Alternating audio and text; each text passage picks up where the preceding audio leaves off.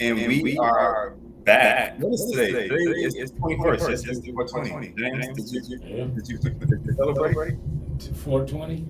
No. I'm just joking. No answer to that. We don't incriminate ourselves on the podcast.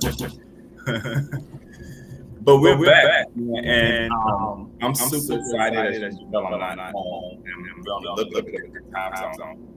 Just came to LA for awards weekend, which is really exciting. But we're gonna have some meetings, some people from Congress who represent California. We're talking to them, and I plan on talking about some voting rights bills, gun bills. So that's really exciting. We have I guess pointing before we get to the side. So I want to show this. I think it was in Michigan. Yeah, I think so. I think it was someplace in there. But let's show this 8-year-old man and rest of our What are y'all doing? What is y'all doing? Guess. Take a guess what I'm doing. Hey, he like a baby to me. Why you? Guess what I'm doing. I don't know what you doing. I just see you snatch him up off the. No. So what's going on then? He's stealing stuff. If he breaks into your house to steal something. Nah, man. What, he selling a bag of chips? So y'all treat me like a whole cold-blooded killer? Keep walking, dude. You don't even know what you're Keep talking walking. about. I do. I know what I just came up and see. I know that just came up. And I was trying to see what was the name of the shirt, but the video literally is an 8-year-old kid who, from what I understand, is accused of stealing a bag of chips. And that's still questionable. But they put him in handcuffs and they put him in the back of the car at the age of 8.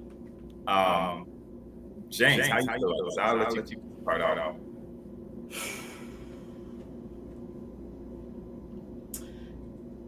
And you know what, man? Common sense. Those as officers, a bag of chips really, what, $2 at any store anywhere in the United States, maybe 3. So they may be feeling like they want to teach the young man a lesson and show him that if you steal, you go to jail. Okay. But the thing that I see, the thing that bothers me most is that whatever issues he might be going through where he feels he has to steal a bag of chips out of hunger or whatever, the mental stress that the young man is getting ready to face and take on, just the anguish of being put in handcuffs and put inside of a police car the way they did him, is going to weigh far, far worse and for a much longer period of time than we can possibly imagine for that young man at the age of 8. And I see that as, they trying to, for him to, just bullying a child of that age. And I just see the mental anguish, the mental stress and breakdown that the young man's going to have to deal with. His family, society may have to deal with because of that one incident. Yeah, and I don't know. I think that the police could have handled it better. This actually upset me for multiple reasons. First off, as you know, this is a young African male, 8 years old, being handcuffed. I could not imagine that if it was a Caucasian child that would be okay. I think the streets was in an uproar over it. That's the first thing. And it also puts back to, I know you remember last year, I had my godson who was accused of bringing a BB gun to school. And the school officer told him, like, if he would have just seen, and at this time he was 7. Told him if he would have seen, pull it out, go back, I would have shot him. I think police have to figure out a better way to deal with black. We are never going to narrative that African Americans, as a male, we talk about all the time, like that conversation that black goes out into the world, right? We started that conversation at the age of like 13, 14, 15, but it's sad that now we start having that conversation at the age of 5, 6, and 7. That's discouraging, and even from a perspective, for them trying to do some work to build a relationship community, that video doesn't help. And also too, again, I will go back saying that every officer is bad, right?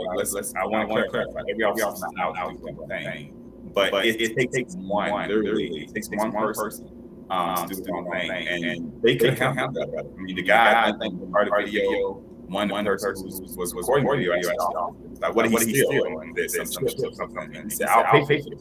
Like, if it's that serious, I'll pay for an 8-year-old child. And then to our son, that's children. Their parents should maybe get involved in that. You know what I'm saying? Like, there's a whole bunch. And there was other people who you heard in the videos was police going on. This is not about to treat anybody. And over a bag of chips probably cost more than $2. Yeah. That there's a. I get it. They're trying to do their job, but really, I mean, man. I don't even know if I'd like to find out more about the story as to whether or not the store owner or whoever, the cashier or whatever, called the police, or if somebody ran out and said, hey, he stole a bag of chips, and they, turned on the blueberry lights on him and pulled him, and jumped, while he was on a bicycle or whatever. I don't know, man. I'm kind of ticked off about it, but these officers really, like you said, they could have handled it a lot better. Again, it's a bag of chips, and if, like you said, if they wanted to exercise compassion or community relations, it was a perfect opportunity for them to do so. In that they could have, I'll pay for the chips. And then just pulled him to the side and just had a conversation with him. You can't do this. This is what happens when you do, this, that, it could have been a teachable moment. Actually, I didn't think about it.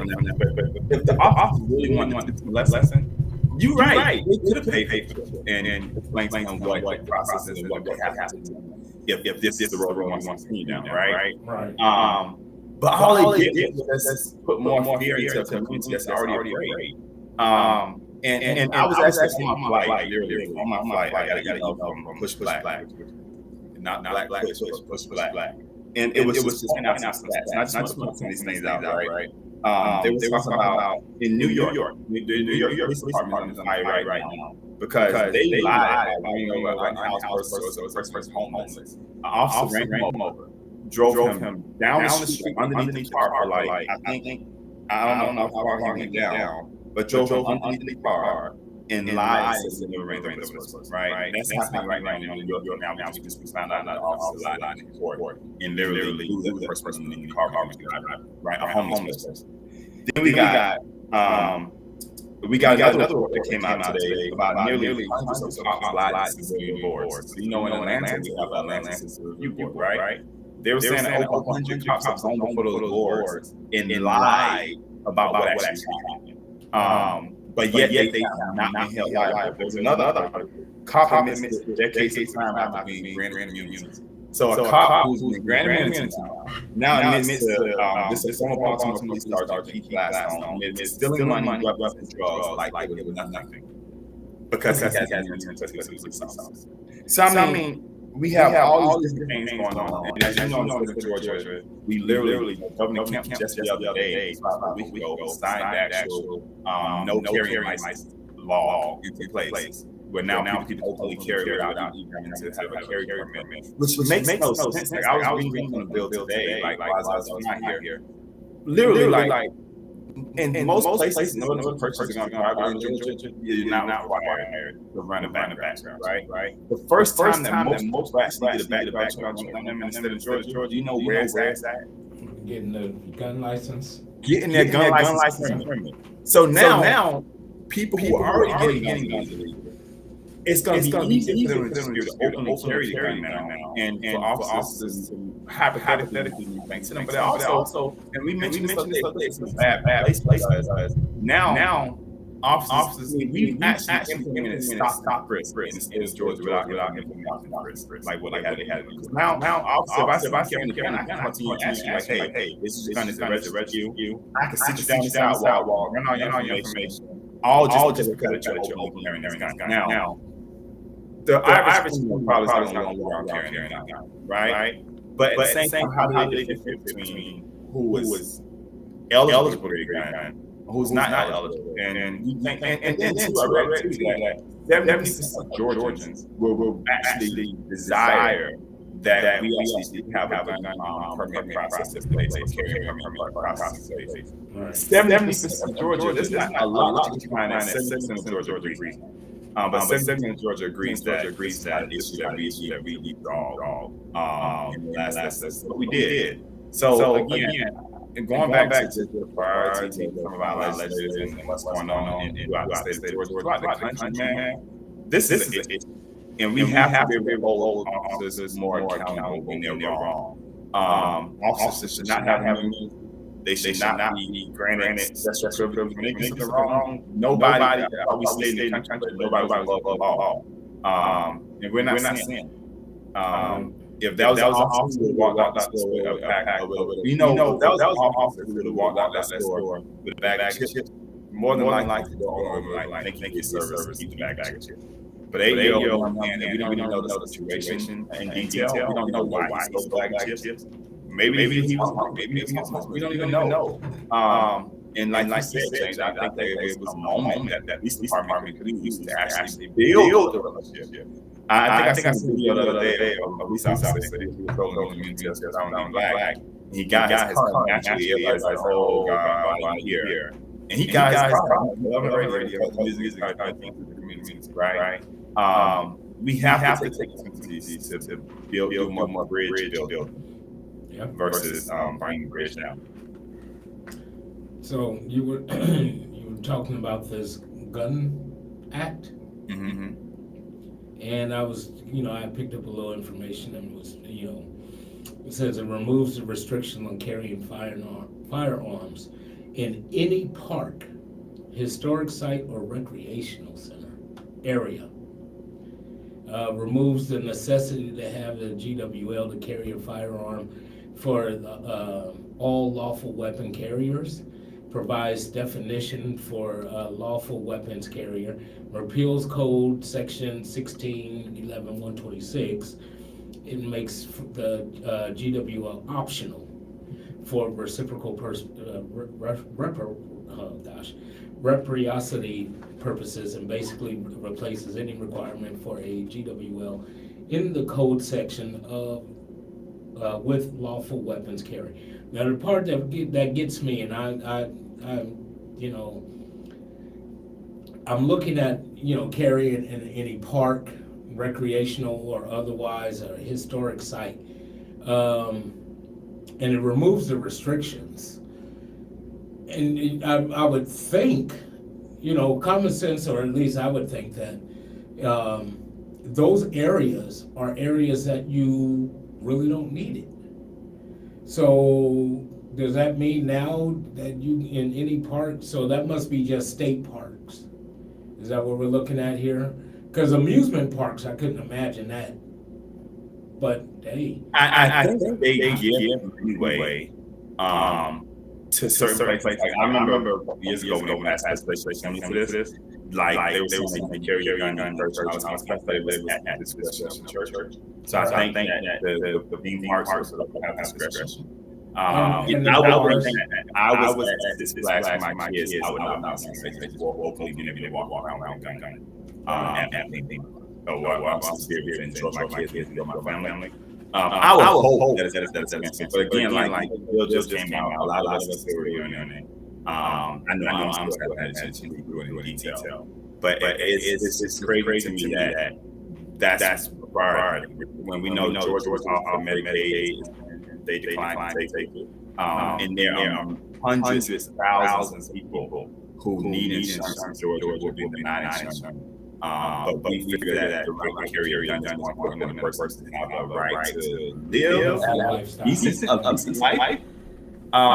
And you and I, James, I think Sean, man, nothing's wrong with you. Can you even testify to the fact that insurance is important? Health insurance is extremely important. absolutely.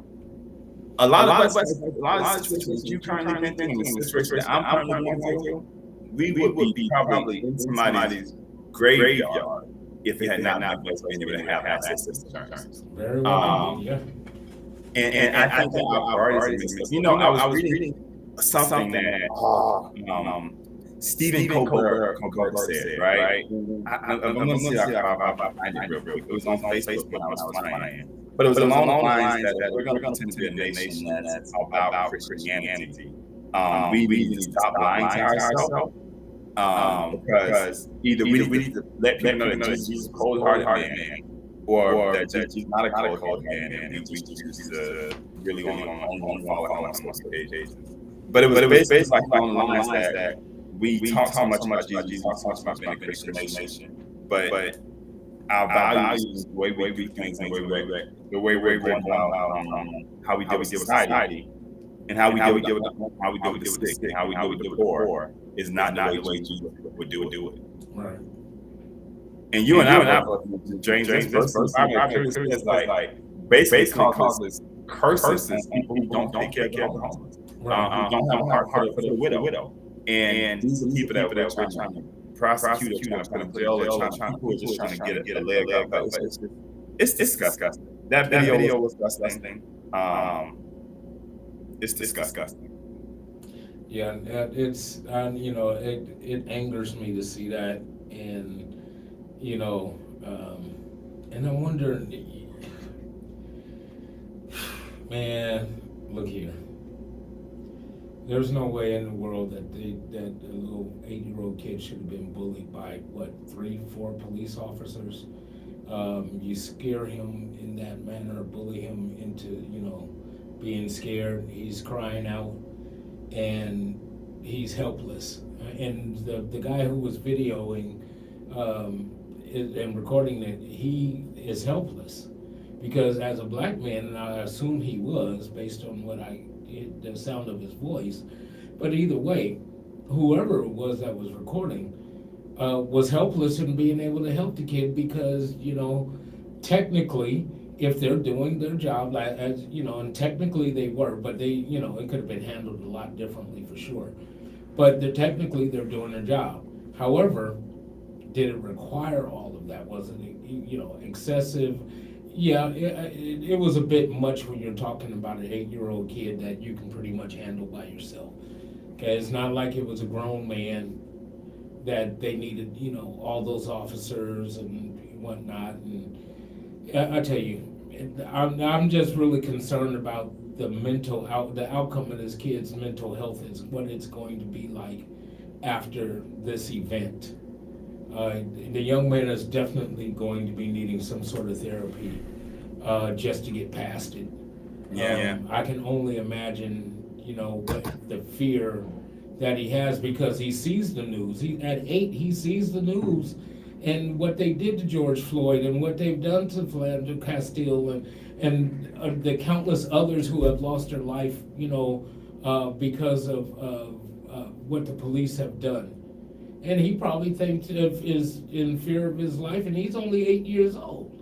One thing I tell the story all the time. One of the things that's been that I've never gotten about 2 years ago. My sister's adopted daughter was up here in where I stayed. She was visiting, and I'm stopping on the side of the car. She just began to cry. This time, she was like 4 years old. She began to cry. And that image never really left, right? Because police is supposed to be their job. They're taxpaying. Like we pay them. We as taxpayers, every time we get paid, every time we go to the grocery store, every time we have homeowners on our house, we're paying for the security of our neighborhood. Yes. But yet officers, you would think that some officers, not all officers, some officers forget that they are really paid by the people, right? And this is not what I'm paying my money for you to arrest, for you to treat an 8-year-old like that. Teach them a lesson, train up a child in the way they go in the park. That's not trying to train them up. And even while we're discussing this, I just got a lot on my phone that we talk about Georgia, the unlawed Georgia. There's a 13-year-old young man that got arrested in Cal County today for shooting an 11-year-old last week at a stadium, right? In Cal, right here in Chief. Very much, I'm familiar with it. We had a meeting here last year. So again, like we see that access to violence is not the problem, right? in America, actually, I read the other day that there's more guns than citizens in the United States. And that speaks a lot. That speaks a lot. Because you think the average person may have at least one gun, right? Some of them have 2 or 3 guns. Some of them have 4 or 5. So imagine that if 70% of America carry guns, and most of those people have at least 2 guns, then we are outnumbered, right? We have to do something about guns. We have to do something about access to guns and who's able to get access to guns. And I don't think it's valid enough to human right to say, hey, for anybody personally should have a backpack or they've been in an war in a hospital. They shouldn't be able to come out a day after they've been reported for a perfect gun. Or you know what I'm saying, like this flag that I think that we have to be honest with ourselves that gun ownership and more guns is not going to solve the problem. And that's just my opinion. I agree. It comes down, to, man, it should have, this is what they're doing, being able to say, okay, anybody can carry openly and or concealed, but anyone can carry. The problem I have with that is not everyone is fit to carry. Right. And I've always been a believer, everyone should have the opportunity to be able to do so. But the opportunity might be limited based on your mental mindset. But and then people are going to say, well, how do you determine who are you to be able to say what somebody's mental mindset is? Well, if they're writing down a manifesto on Facebook and whatnot and saying that I'm just looking to kill a certain group of people, then that individual probably should not be walking around with a pistol in their hand. Or should be allowed to purchase. And we've seen that. In fact, I think we did a story on that here earlier this year with that, as far as gun rights, and that particular story where a young man had been put on Facebook and was saying that there was certain groups of people that he wanted to kill.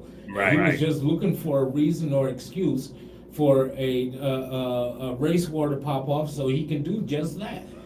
Those kind of people like that certainly do not, they seem very unstable to me and probably should not be in possession of a firearm. There should definitely be stricter, I'm not saying you shouldn't be able to have one, I'm saying that being able to obtain one should be more difficult. And I think that might curve or make the difference, all the difference in the world. And of course, if you are a gun owner and it's registered to you, you need to make sure that it's safely locked away, that your children and your someone can't break in and easily take your weapon. Of course, if they take the entire lockbox safe or whatever you have your weapon stored in, if they take it at that point, they got plenty of ample time to open it up and get the firearm. If they want it, they'll get it. But the short answer is make the law stricter in being able to get one. Now, as far as being able to carry openly, well, that's a different, a whole entire different scenario, if you will. But as far as being able to purchase one out front, I think that should be more difficult. Then you can probably eliminate the number of people that way who actually carry. I'm I don't know. I'm torn about it. I'm torn about it. We'll see what happens. I mean, we'll see what happens. I'll be curious to know what they end up doing to the officer. We'll see. Yep. So we do have. What was you going to say? No. That was it. We do have a few different events coming up. So I know we have the World Cup coming up on May 21st. May 21st. And then we also have our gala coming up. We got May 21st, and we have June 25th. June 25th. And then our gala is July. And we'll be in Augusta on May. In May. No. And then we also have the gala, Black Pushers United Service Gala, going on July 16th. at the Omni. Yes. So this is a clip that we have for the court conference. But you more than welcome.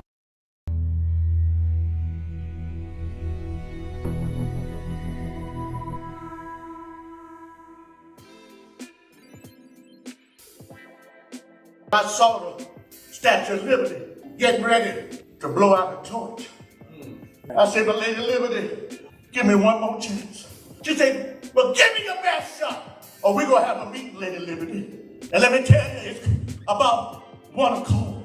One accord is what we need. Bible says that when they got on one accord, nobody lacked because they were on one accord. With this kind of energy, even in our community, we too will be able to push back the soot. I need them to stand up for that which is right.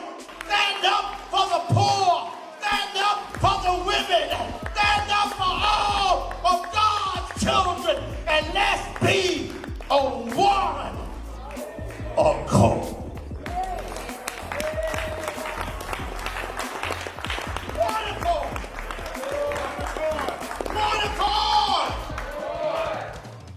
One accord. Be ye not only hearers of the word, but be ye doers.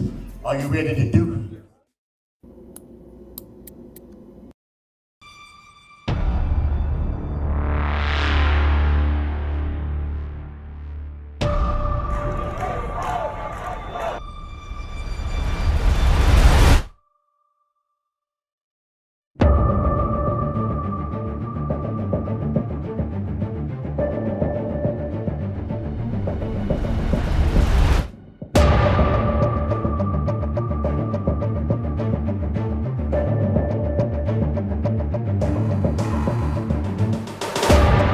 People are dying because they're waiting on us. What are you going to do?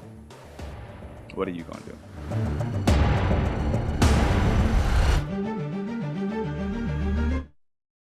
So we want to encourage everybody to keep checking on our website. We'll be back tomorrow at 1 o'clock your time. It'll be around 10 o'clock my time. Yeah, 10 o'clock my time. And we just want to encourage everybody to check out our website. We have different events going on. Join us for the gala, join us for the one accord, come share the information. And we're on the front lines. Join us as we go through the rest of the training. But have a blessed day. And until tomorrow, we'll see you guys again.